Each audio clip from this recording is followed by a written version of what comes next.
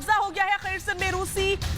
रूसियों ने ये कब्जा कर लिया है, ये बड़ी जानकारी मिल रही है यूक्रेन के सैन्य डिपो पर। एक बार फिर से खबर मिल रही है कि कब्जा जमा लिया गया है रूसी सेना की ओर से। रूसी सेना जो कि लगातार हमले कर रही है और इस बीच यूक्रेन के सैन्य डिपो तक पहुंचती है और कब्जे की खबर मिल रही है। तस्वीरें आपके सामने रख रहे हैं, सैन्य डिपो है ये जिस पर कब्जा कर लिया गया है और यहाँ पर तमाम साजो सामान होते हैं। हमारे साथ स्टूडियो में कर्नल शैलेंद्र सिंह सर भी जुड़े हुए हैं। सर, ये समझना चाहेंगे सैन्य डिपो को लगातार जिस तरह से निशाना बनाया जा रहा है, रणनीति क्या यही है कि यूक्रेन फाइट बैक भी ना कर पाए? देखिए, कोई भी देश जब दूसरे ऊपर अटैक करता है तो वो लिस्ट आउट करता है। कुछ एक उसके स्ट्रैटेजिक टारगेट होते हैं, कुछ एक टैक्टिकल होते हैं, कुछ एक इम्प्रॉम्प्चू होते हैं।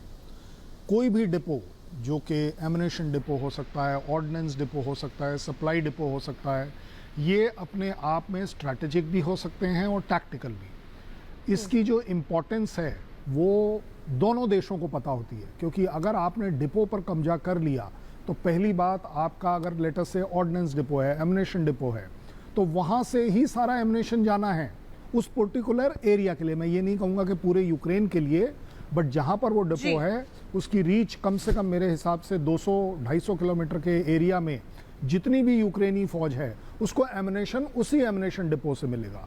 जिस भी तरह की वो इंस्टॉलेशन होगी वहीं से मिलेगा। So depose are very important to control and destroy. जैसे हमने एक बार और देखा था, ऑयल डिपो उन्होंने नष्ट कर दिया, so that at least oil supply जो डिफेंस को जा रही होगी यूक्रेन आर्मी की, वो बंद हो जाएगी। सो ये इम्पॉर्टेंट होता है कि किसी भी डिपो को या तो आप कब्जे में ले लें या आप उसे डिस्ट्रॉय कर दें। बेशक सर, एक बार फिर से मैं आपके पास लौटूंगी। बहुत इंपॉर्टेंट इंफॉर्मेशन इस समय आप हमसे साझा कर रहे थे और इसी बीच ग्राउंड जीरो से हमारे सहयोगी मृदुल हमारे साथ जुड़ रहे हैं। मृदुल, हमने कल तस्वीरें देखी थी किस तरीके से एक से दूसरा शहर और दूसरे शहर से सीधा देश छोड़ने की कोशिश जो यूक्रेन के वासी हैं वो करते हुए नजर आए थे। हालांकि कुछ लोग ऐसे भी हैं जिन्होंने हथियार उठा लिए हैं, लेकिन अभी इस समय क्या सिचुएशन है? आज जंग का 11वां दिन है।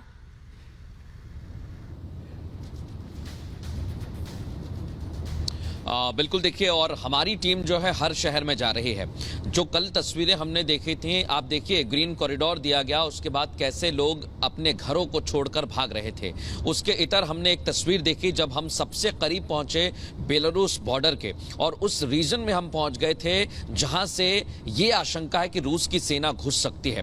वहां पर जब हमने तस्वीर देखी तो ऑब्स्टेकल्स लगाए गए थे, यानी कि टैंकों को रोकने के लिए वहां पर इस तरीके की व्यवस्था की गई थी कि अगर यहां से रूसी सेना घुसने की कोशिश करती है तो उन्हें बीच में रोका जाए। और सख्ती की अगर जब आप बात करेंगे तो रात और दिन में बिल्कुल भी किसी को इजाजत नहीं है बाहर निकलने की। शाम 6 बजे से ही क्षेत्र में कर्फ्यू लागू कर दिया गया है और उस गांव तक भी हमारी टीम पहुंची थी, वहां पर सब कुछ खाली था, कुछ भी नहीं था, लोग वहां से जा चुके थे और वहां पर यूक्रेन की सेना का कब्जा था। जो अभी अभी आप दर्शकों को तस्वीर बता रही थी, खबर बता रही थी, जहां पर यह कहा जा रहा है कि यूक्रेन के कई सैन्य डिपो पर रशिया कब्जा करना चाहता है, तो उसकी साफ तस्वीर यही समझ में आती है कि रशिया की रणनीति यही है कि इन डिपो पर कब्जा करे और यूक्रेन को कमजोर किया जाए। लेकिन यूक्रेन ने एक अलग तरह की रणनीति अपनी तैयार की हुई है। जगह जगह पर सेना की तैनाती कर दी गई है। बहुत सारी जगह ऐसी हमें शाजियां मिली जहां पर चेक पॉइंट्स बना दिए गए हैं और चेक पॉइंट पर चेकिंग जो है बिल्कुल सख्त की जा रही है। तो ये तस्वीर समझने के लिए काफी है कि अभी 11वां दिन हो चुका है, लेकिन यूक्रेन पूरी तरीके से टक्कर देने की कोशिश कर रहा है। अलग अलग रणनीति बदली जा रही है, जो उसके सैन्य ठिकाने हैं उससे बदला जा रहा है। लेकिन कहा जा रहा है कीव को, जिस तरह से आप भी बता रहे थे लगातार कि 64 किलोमीटर लंबा काफिला आया था और घेर लिया था कीव को, और अब जानकारी मिल रही जो हाइड्रो इलेक्ट्रिक पावर प्लांट है उसकी ओर रूसी सेना रुख कर रही है, यानी कि पावर सप्लाई कट हो, जो इंपॉर्टेंट चीज है उनको अपने हाथ में लेने की कोशिश रशियन सेना कर रही है कमजोर करने के लिए यूक्रेन को। ऐसा आपको लग रहा है ग्राउंड जीरो से आप लगातार रिपोर्ट कर रहे हैं?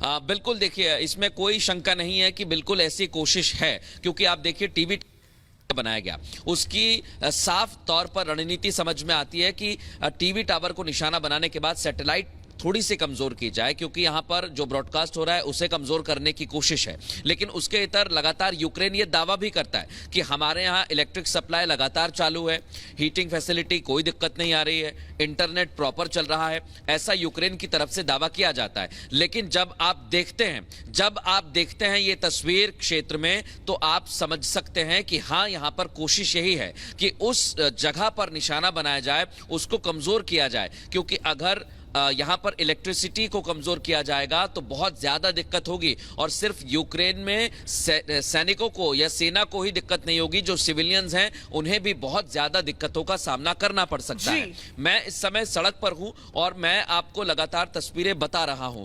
मैं दर्शकों को यह भी बता दूं कि हम बाहर की तस्वीरें इसलिए नहीं दिखा सकते हैं क्योंकि हम उस क्षेत्र से गुजर रहे हैं जो नॉर्थ की। ठीक है मृदुल, आप नजर बनाए रखिए। एक बार फिर से हम आपके पास जानकारी और अपडेट्स के लिए पहुंचेंगे, लेकिन इस समय सिचुएशन अच्छी नहीं है। आज जंग का 11वां दिन है और जंग ने बहुत कुछ इस समय तहस नहस कर दिया है यूक्रेन में। हालांकि योद्धा अभी भी भिड़ रहे हैं। एक रिपोर्ट आपके सामने रखते हैं।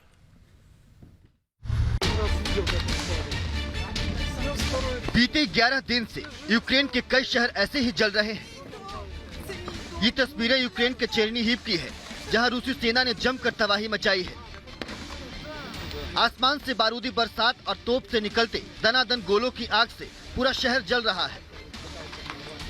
बताया जा रहा है कि चेरनीहिव में रूसी सेना ने स्कूलों और ऊंची इमारतों को निशाना बनाकर बमबारी की है।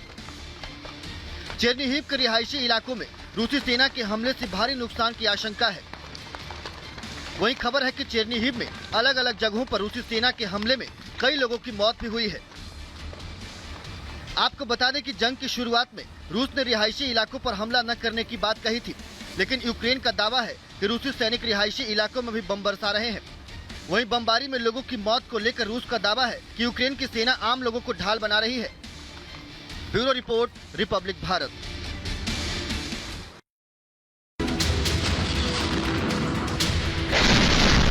रूस यूक्रेन के बीच जारी जंग 11 दिन बाद भी थमता नहीं दिख रहा है। इस बीच यूक्रेन की धरती पर रूसी सेना की तादाद लगातार बढ़ रही है, जिससे ऐसा लग रहा है कि रूस फिलहाल पीछे हटने के मूड में नहीं है। ये तस्वीरें यूक्रेन के चेरनीहिव की है, जहां एक बार फिर से रूसी सेना का लंबा काफिला देखा गया। ड्रोन से ली गई इन तस्वीरों में रूसी सेना की पुख्ता तैयारी दिख रही है। सड़क पर जहां तक नजर जाती है, रूसी सेना का काफिला ही दिख रहा है। आमतौर पर सैन्य काफिले में बख्तरबंद गाड़ियां और सैनिक शामिल होते हैं, लेकिन इस काफिले में बड़ी संख्या में लॉजिस्टिक व्हीकल भी शामिल है। यूक्रेन की धरती पर रूसी सेना के इस भारी भरकम काफिले के बाद से ऐसा माना जा रहा है कि रूस यूक्रेन के साथ एक लंबी लड़ाई लड़ने के मूड में है। वहीं दूसरी तरफ यूक्रेन के कई शहर रूसी सेना के हमले के बाद खंडहर में तब्दील हो चुके हैं। लेकिन इसके बाद भी न तो यूक्रेन सरेंडर करने के मूड में दिख रहा है और न ही रूसी सेना पीछे हटती दिख रही है। ऐसे में जंग के 11 दिन बाद भी सवाल बरकरार है कि आखिर इस विनाशकारी जंग से और कितनी तबाही होगी। Bureau report, republic Bharat. जी हाँ, तो रूस के हवाई हमलों से लगातार यूक्रेन के तमाम इलाके तबाह हैं और अब रूस रिहायशी इलाकों को भी निशाना बनाया जा रहा है। कई तरह से रिहायशी इलाकों में भी हवाई हमलों की खबर आ रही है। रिपोर्ट देखते हैं।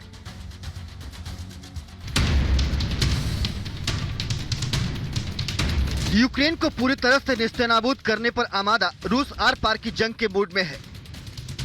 यूक्रेन के तमाम शहरों पर रूस के हवाई हमले जारी हैं। मिसाइल, रॉकेट और भीषण गोलीबारी से यूक्रेन में तबाही मची है। रूस के आसमानी हमले की एक ऐसी ही तस्वीर सामने आई है। यूक्रेन के शहर जितोमीर में हुए इस रॉकेट हमले की तस्वीर देखिए। तेज रफ्तार और रोशनी के साथ रॉकेट इस रिहायशी इलाके में आ गिरा और उसके बाद जबरदस्त धमाका हुआ। जितोमीर में हुए इस रॉकेट हमले से कई मकानों की छतें उड़ गई। धमाका इतना जबरदस्त था कि इसकी गूंज कई किलोमीटर तक सुनी गई। इस हमले के बाद लोगों में दहशत का माहौल है। आपको बता दें कि रूस यूक्रेन पर कहर बरपा रहा है। सबसे ज्यादा तबाही रिहायशी इलाकों में हुई है और लोग अपने घरों को छोड़कर पलायन करने को मजबूर हैं। Bureau report, republic Bharat.